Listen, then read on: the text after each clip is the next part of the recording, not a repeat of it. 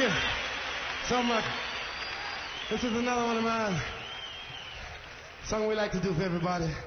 Little crowd. This now song is a song that a girl took away from me. Good friend of mine. This girl, she just took this song. And I'm still gonna do it anyway.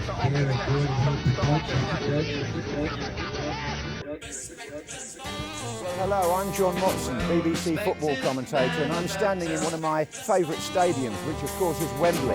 I've had the pleasure of doing the FA Cup final here on a total of 23 occasions, and that doesn't even include the 5 replays. People say to me, what was your favourite final? Well, one of the very, very best was 1981, Spurs against Manchester City. It was the 100th FA Cup final, and the star of the show was the big Argentine, Ricky Villa. It was a really exciting game to which Manchester City made a contribution.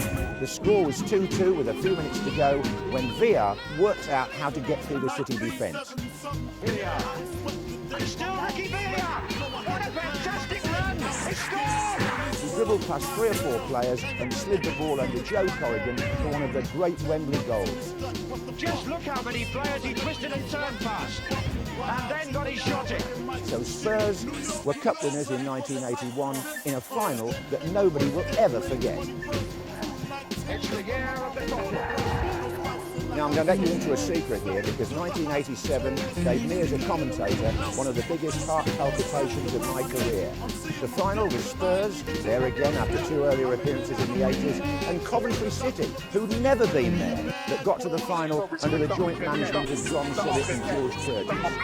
Everything was going well when the teams came out, and what I didn't know was that 5 of the Tottenham players had put shirts on without their advertising logo, whereas the other 5 were playing with them on. Well, the game itself sped by. It was a fantastic match. Clive Allen scored in the first minute for Spurs. Coventry came back. A marvellous diving header by Keith Houghton, an own goal by Gary Mabbutt, and Coventry won 3-2. But afterwards, I had a very worried phone call from my opposite number in the ITV commentary box, Brian Moore.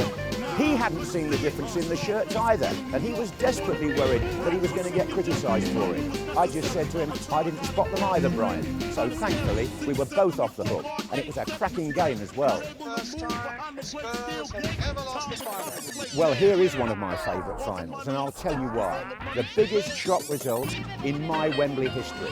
1988, Wimbledon, the crazy gang, are up against Liverpool.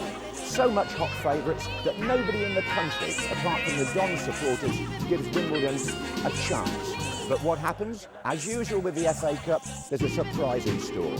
Liverpool don't really get out the blocks, and early in the game, Wimbledon have a free kick. It's taken by Dennis Wise, and Laurie Sanchez heads the ball in at the near post.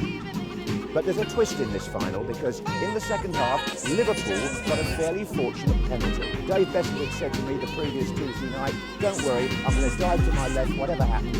And what happened? Aldridge did put it there, Besson did save it, and became the first goalkeeper to save a penalty in a Wembley FA Cup final.